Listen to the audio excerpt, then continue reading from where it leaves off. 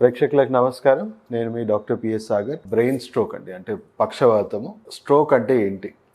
So stroke అంటే మనకి cerebro vascular accident, CVA అంటే బ్రెయిన్లో డ్యామేజ్, రప్చర్ అయ్యింది అని అర్థం.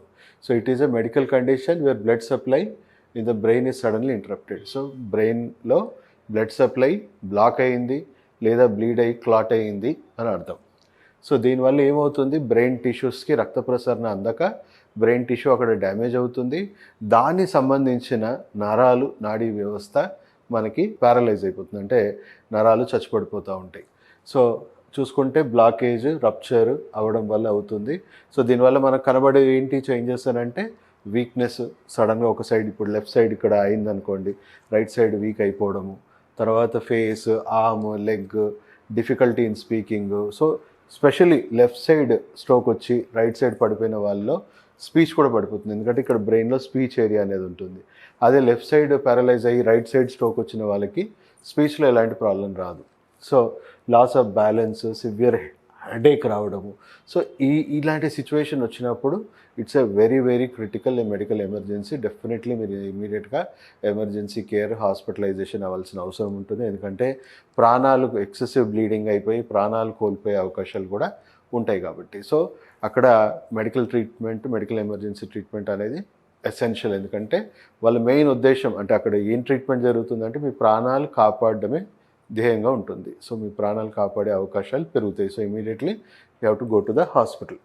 సో 2 రకాలు ఉంటుందండి స్ట్రోక్లో. చూసుకుంటే ఇది ఇస్కెమిక్ స్ట్రోక్, ఇక్కడ హీమోరేజిక్ స్ట్రోక్. మీకు ఎగ్జాంపుల్స్ చెప్తున్నాను. సో ఇస్కెమిక్ స్ట్రోక్లో అంటే ఏమవుతుందంటే బ్రెయిన్ రక్తనాళాలు ష్రింక్ అయిపోవడము, బ్లాక్ అయిపోవడము, లోపల బాడీలో ఉన్న టూ మచ్ ఇన్ఫ్లమేషన్ వల్ల మనకి అది రీహైడ్రేట్ అయిపోయి రక్తనాళాలు ష్రింక్ అయిపోవడం, రక్తం గడ్డగట్టిపోవడం అనేది జరుగుతూ ఉంటుంది. సో దానివల్ల బ్రెయిన్ టిష్యూ డ్యామేజ్ అవుతుంది.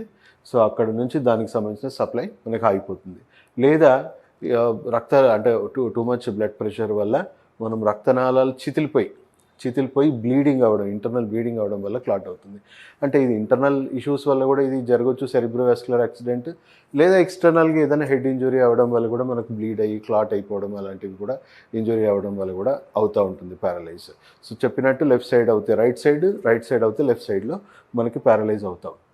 సో చూసుకుంటే ఇమీడియట్గా మనము క్రిటికల్ కేర్ ట్రీట్మెంట్ అవసరము, ఎందుకంటే ప్రాణాలు కాపాడుకోవాలి.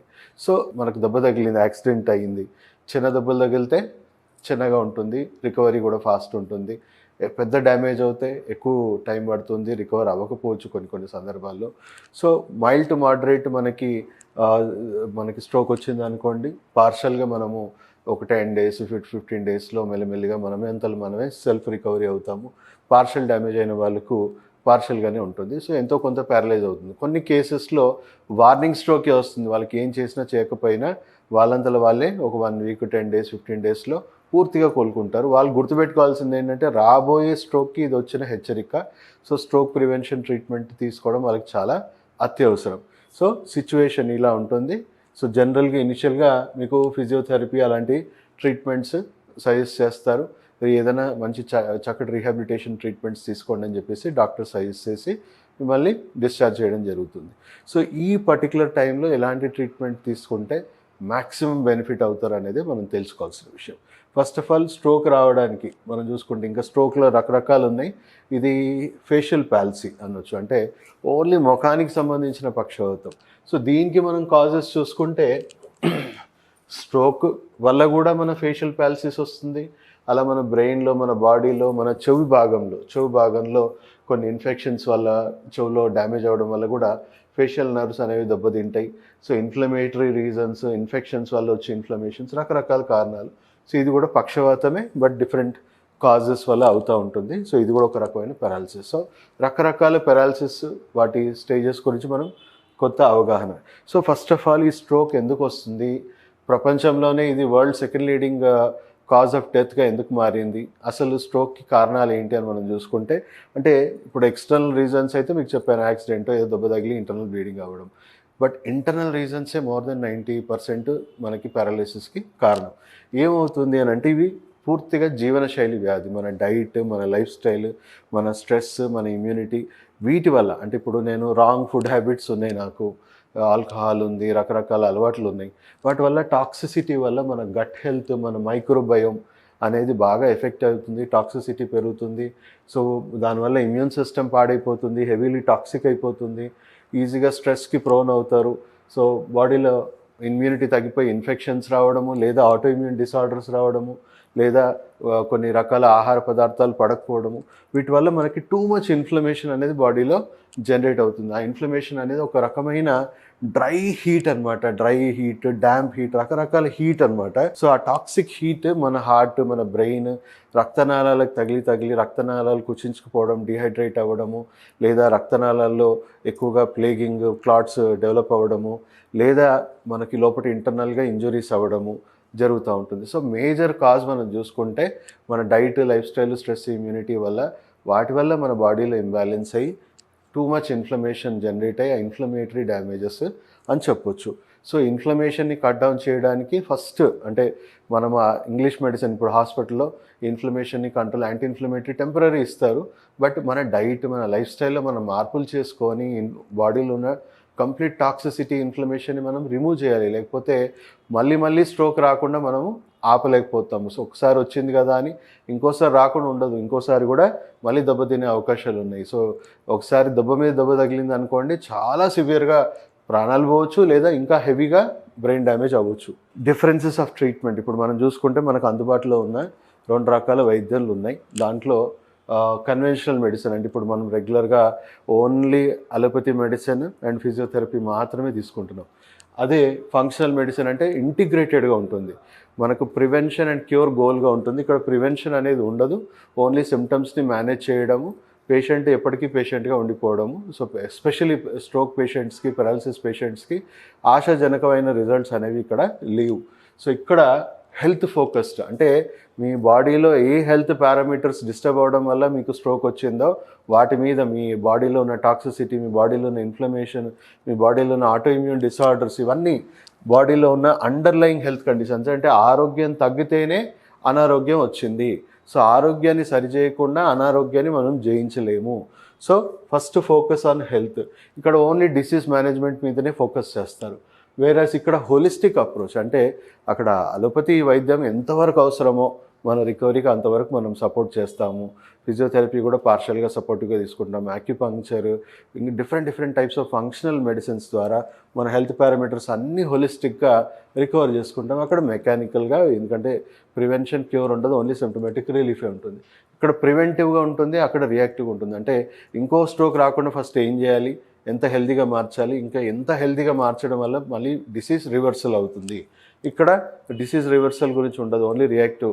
ఓకే ఇంకా డ్యామేజ్ అయింది కదా, జస్ట్ సిమ్టమ్స్ని కవరప్ చేద్దాం, మేనేజ్ చేద్దాం. ఇక్కడ పేషెంట్కి చాలా అవేర్నెస్ ఇవ్వాల్సి వస్తుంది, పేషెంట్ కూడా కష్టపడాల్సి వస్తుంది, డైట్, లైఫ్ స్టైల్లో చాలా కేర్ తీసుకోవాల్సి వస్తుంది. సో పేషెంట్ ఎంపవర్మెంట్ అనేది చాలా అవసరం. ఇక్కడ పేషెంట్కి ఎలాంటి ఎంపవర్మెంట్ ఉండదు, ఎడ్యుకేషన్ ఉండదు, హెల్త్ గురించి ఎలా పట్టించుకోవాలనేది ఏమీ ఎడ్యుకేషన్ ఉండదు. సో ఇక్కడ ఇంటిగ్రేటెడ్ అప్రోచ్, ఇక్కడ లిమిటెడ్ అప్రోచ్.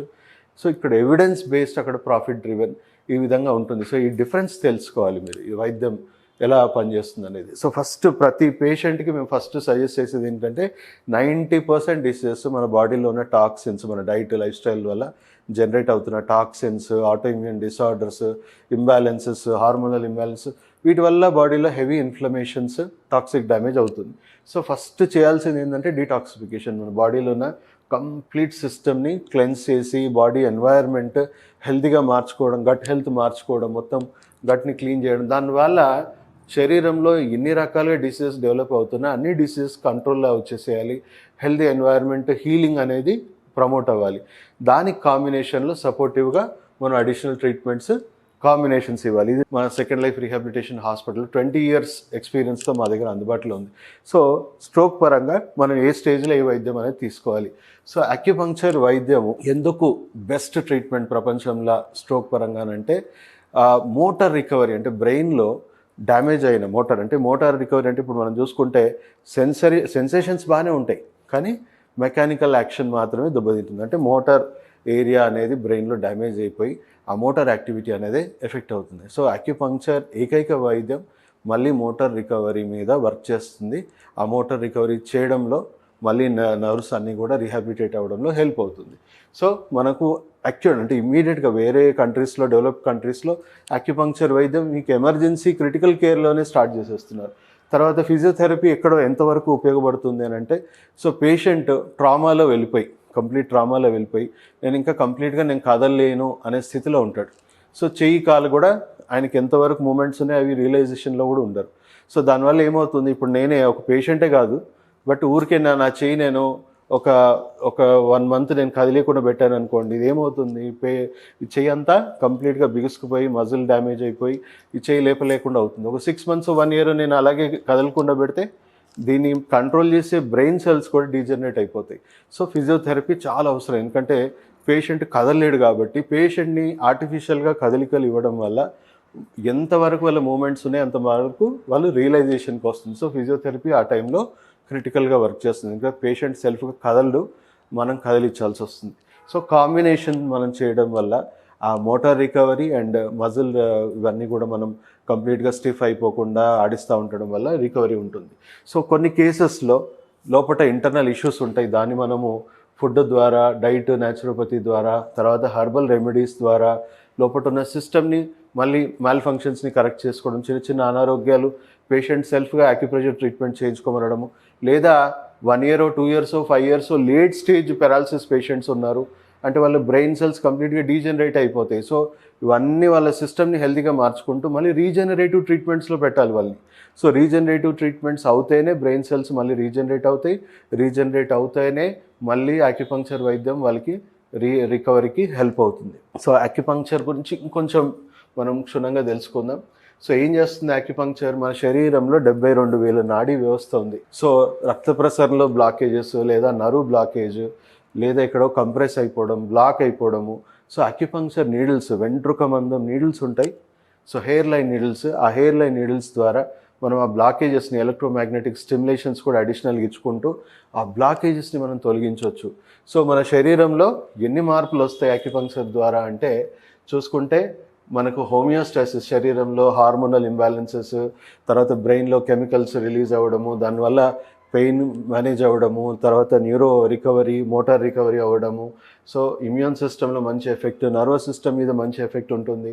సో దీనికి కొన్ని ప్రాబ్లమ్స్కి మనం కాంబినేషన్లో చేయాలి, కొన్ని ప్రాబ్లమ్స్లో ఓన్లీ అక్యుపంక్చర్ ట్రీట్మెంట్ ద్వారానే మనం కంప్లీట్గా రికవర్ చేసుకునే అవకాశం ఉంటుంది. సో బెస్ట్ ట్రీట్మెంట్ అని చెప్పొచ్చు, అంటే నాడీ వ్యవస్థ సంబంధించిన, నర్వస్ సిస్టమ్ సంబంధించిన ప్రపంచంలో బెస్ట్ ట్రీట్మెంట్ ఏదైనా ఉందంటే అది అక్యుపంక్చర్గా వరల్డ్ వైడ్ అక్లమేషన్ ఉంది. సో ఇప్పుడు WHO మన గవర్నమెంట్ ఆఫ్ ఇండియా మీద కూడా ఒత్తిడి తీసుకొచ్చింది. ఈ వైద్యాన్ని ప్రతి హాస్పిటల్లో చేర్చడం వల్ల మనకి వచ్చే అడ్వాంటేజ్ ఏంటి, ప్రపంచానికి వచ్చే అడ్వాంటేజ్ ఏంటి అని అంటే, ఇప్పుడు ఈ 90% మనకు జీవనశైలి వ్యాధులు వస్తున్నాయి.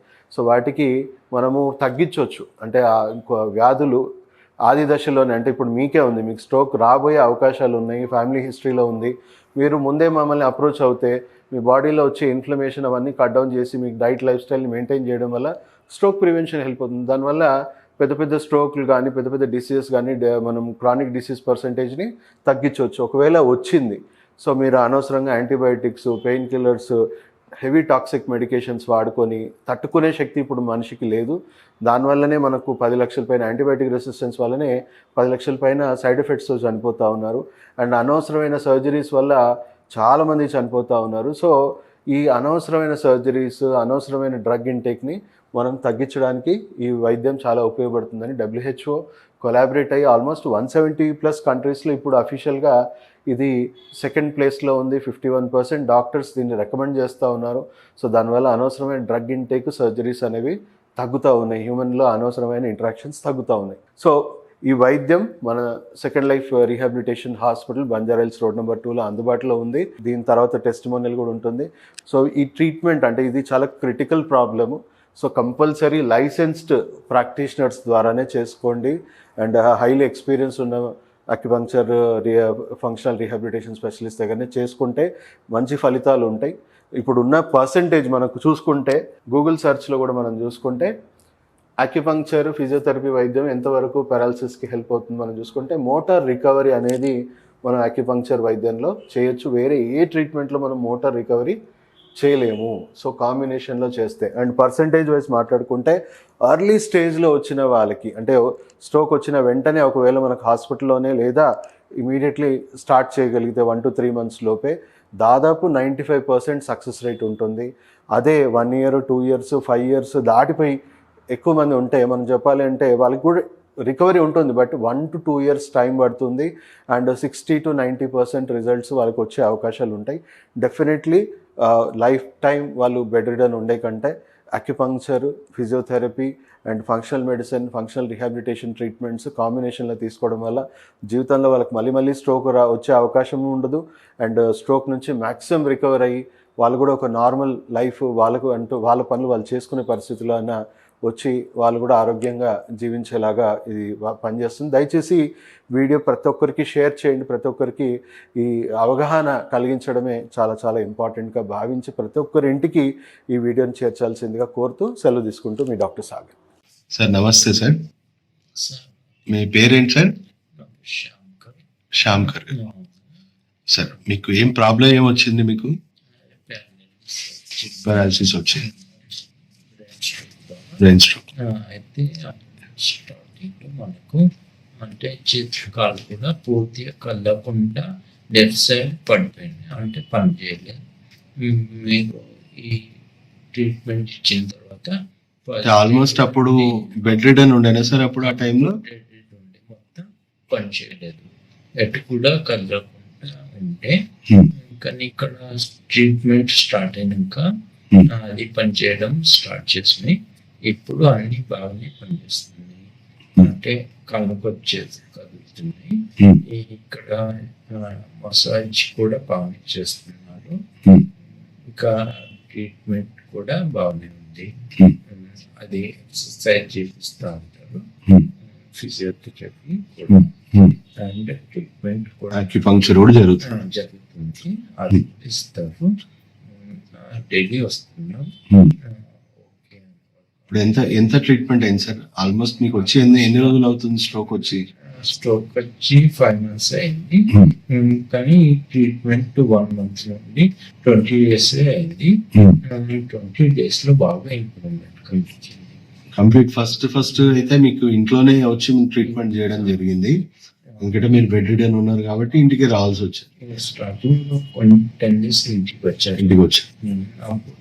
ఇప్పుడు మీరు ఇంప్రూవ్ అయ్యారు కాబట్టి మీ అంతలు మీరే ఇప్పుడు హాస్పిటల్ కి రెగ్యులర్ ట్రీట్మెంట్ వస్తున్నారు. ఇప్పుడు ఇక్కడికి వచ్చి మీ ట్రీట్మెంట్ బాగుంది కాబట్టి తీసుకోవాలని అనిపించింది కూడా, అది అందుకే ఇక్కడికి వస్తున్నాను. ఇప్పుడు ట్రీట్మెంట్ మీకు ఓకే అన్నవారు చేస్తాను. అదే సార్. సార్ ఒక్కసారి మీరు వాక్ చేసి చూద్దాం సార్. ఒకసారి మొత్తం ఒక రౌండ్ కొట్టేసి.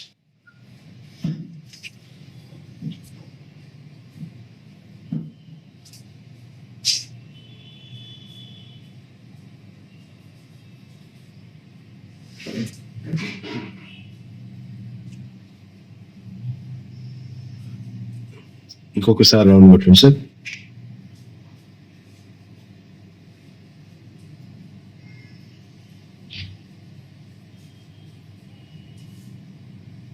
రండి. దాదాపు 1 month లో మీకు మంచి ఇంప్రూవ్మెంట్ వచ్చింది. మీరు రోజు బాగా ఇంప్రూవ్ అవుతున్నారు కదా. మంచి ఇక్కడ మసాజ్ కూడా చేయడం వల్ల ఫ్రీ అవుతుంది. అప్పుడు వచ్చినప్పుడు కొంచెం టైం ఉండే, ఇప్పుడు ఫ్రీ అవుతుంది. Very good. స్టార్టింగ్ లో కూడా ఇంకా మాటలు కూడా పలకడం రాలే.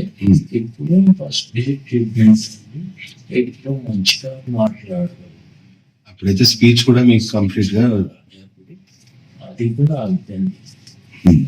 ట్రీట్మెంట్ వచ్చినాక స్పీచ్ వచ్చింది. ఇప్పుడు ఇంకా 10 days పడుతుందో 15 days లో ఉంటాము.